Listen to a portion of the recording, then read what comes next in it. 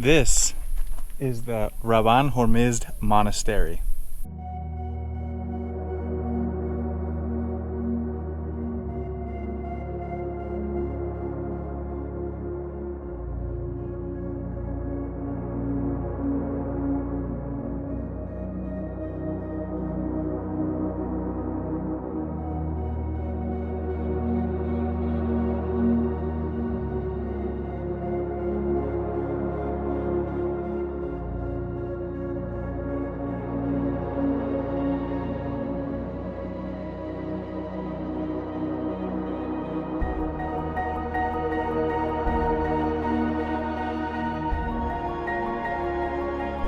Rabban Hormizd founded this monastery in the year 640, and during that time he was one of the most famous monks in Christendom, especially in this part of the world in particular.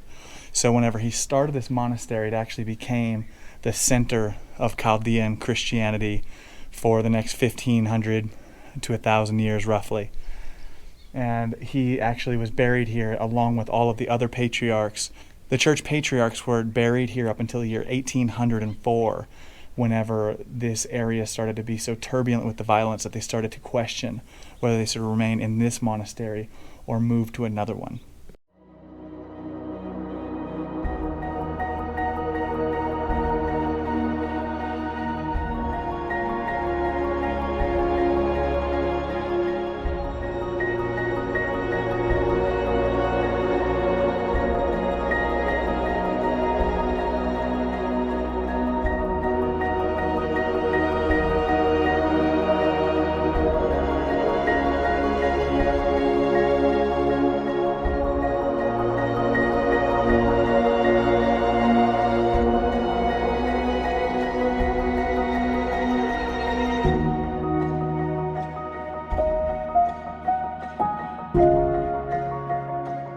Up until the 1800s, this was actually a burial place for the patriarchs of the Chaldean Christian Church, which was actually the Chaldean Catholic Church, which was really the center of, it was the largest denomination in the Christian world for over 1,000 years.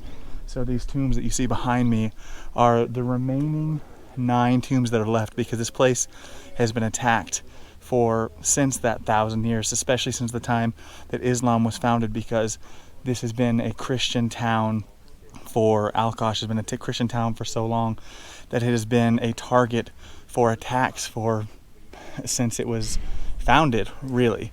And so these tombs right here are some of the last tombs to not be destroyed during those attacks.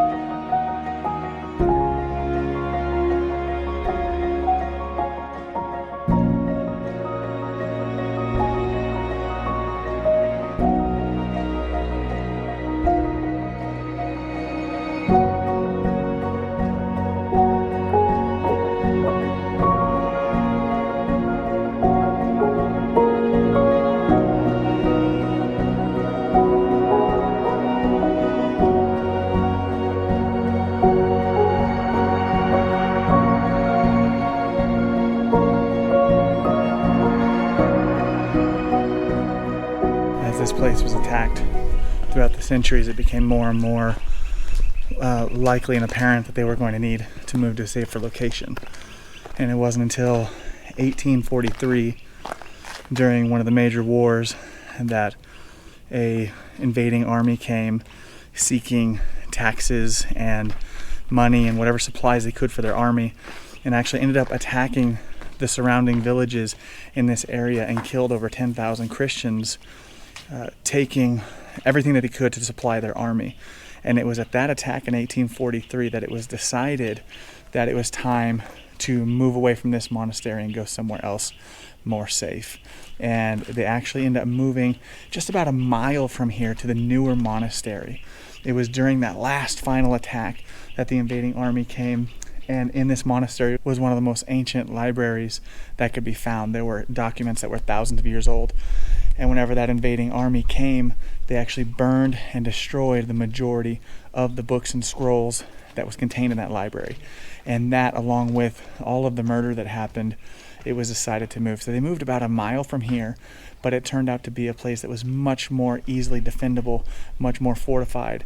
The new monastery to this day is still functioning, while this place here just has a couple of remaining guards that are here just to protect the ancient things that are in this place, the amazing sights. But the new monastery has not lived up to the grandeur and fame of this original monastery.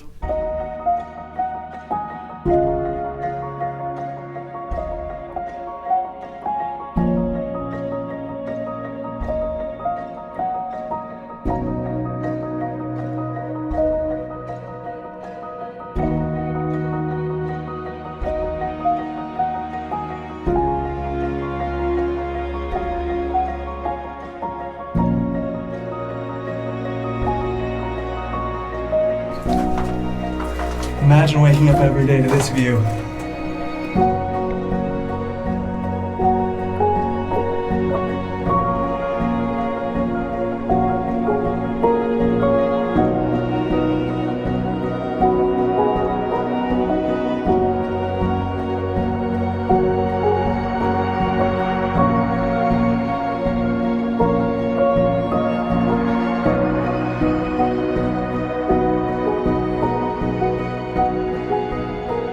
When this place used to be attacked, the monks and the people who lived here would actually hide during the attack. Because one of the places they would hide was up there in this balcony, where they would crawl up there and there's a place that they can go down into and cover up and actually hide from invaders.